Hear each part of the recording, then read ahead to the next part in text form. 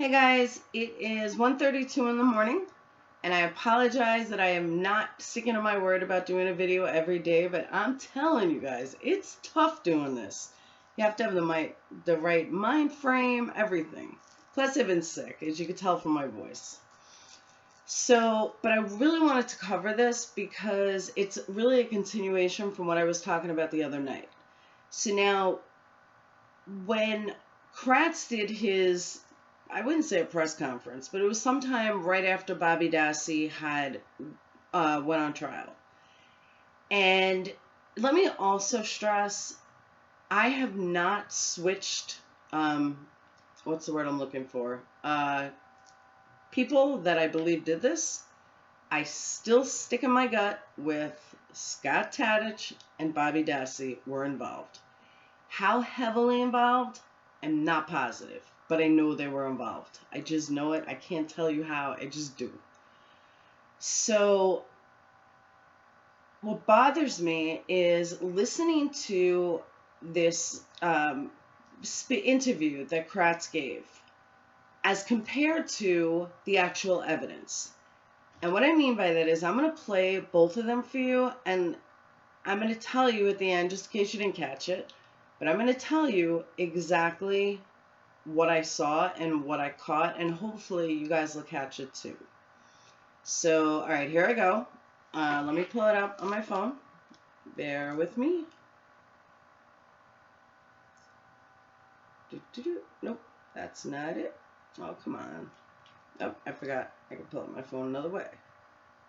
All right. First, we're going to listen to Kratz. Establishing the timeline and establishing that Teresa Hoffman walked towards Mr. Avery's house before she was murdered. Why don't you put Mike on the witness list and call him instead of avoiding it? So you could have avoided this entire issue. I don't think this was an issue. I get to call my witnesses that I think is going to prove the state's case.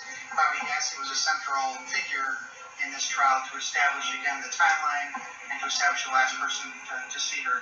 This was not and is not, at least from the state's perspective, a central part of this case at all.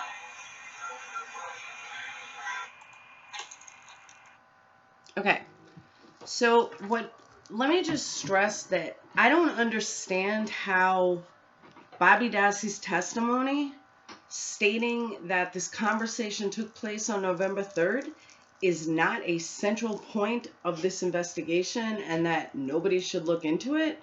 Are you fucking kidding me, Kratz? I mean, seriously? Okay, whatever. But here's the catch. Now I'm going to play you the phone call between Renneker and Weingart.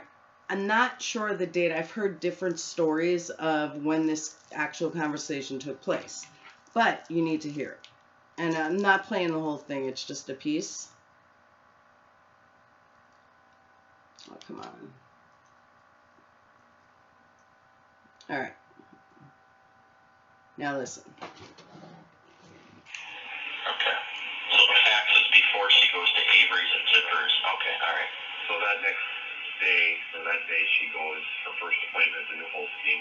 Okay. She's 1:30 in the afternoon. She leaves New Holstein. And there we believe she goes to Avery's. Okay. Time, we're not sure. Avery says he thinks it's between 2 and 2:30. Okay. From there, we believe that she goes to Zippers. Okay. Zippers, apparently not really good on time for it. Yeah. Yep. And that's the last anybody has seen her. She had a cell phone call. There was a cell phone call 224, which it appears that she had answered. There's one at 227, which is incoming. We got it or not, but we did send her a voicemail talking to the person down at Auto Magazine. I think that was me. I left her a message and it's one time. Okay, so now you heard that.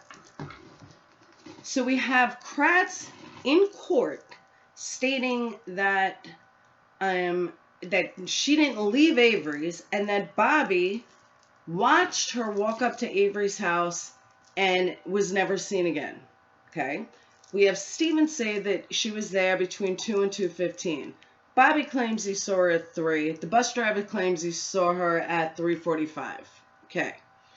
So tell me then why, before trial, before Brendan, before any of this shit happened, the actual evidence from her phone, her pinging, that she left Avery's and that she was by Zipper, which we all know was her last stop, according to testimony that came out later. And she left Zipper's, she was at Zipper's between 2:15 and 2:20 with a call that she answered. And at 2:30, she's never heard from again. That doesn't make sense. How the fuck can you then pin it on Avery when there's evidence to prove via cell tower that she was by Zipper at 2:20 and she answered a phone by Zipper at 2:20. At 2:30, somebody may have called and she's never seen again. Now, I want you to remember, who did they say called at 2:30? According to Kratz, who, I don't know how many people know this, typed up phone records for the defense. I have never in my entire life, in anything I've studied, seen a prosecutor type up phone records to make it easier for the defense. Are you fucking kidding me? Who does that? You can't do that. Why the defense even fucking allowed it, I couldn't even tell you. But it's, no. Really? He really did that. Yes, he did. And I'm going to get to this cell phone guy, that I'm going to get to that after. But if you piece that together, where did they get that Steven was the one that called her at 2:30? I'll tell you where they got it. Because they knew that she was at Zipper's, but they also knew they wanted to go after Steven. Ding, ding, ding, ding. Think about that. So it's sad, like truly sad to think how in-depth this fucking case goes and this corruption goes. And to be honest with you, I don't really give a fuck if you put hate comments on my YouTube. I'm not going to block comments. But if you have any ounce of common sense, think about it.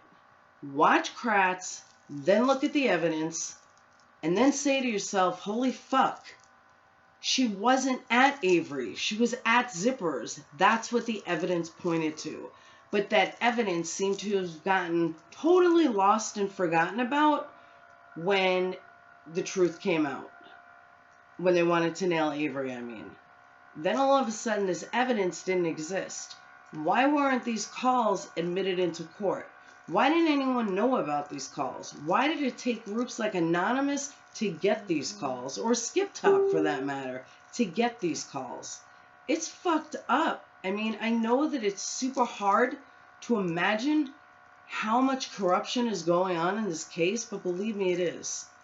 So I'm going to leave you on that note. It is now 1:41, but I will continue this tomorrow because I have a lot with DNA.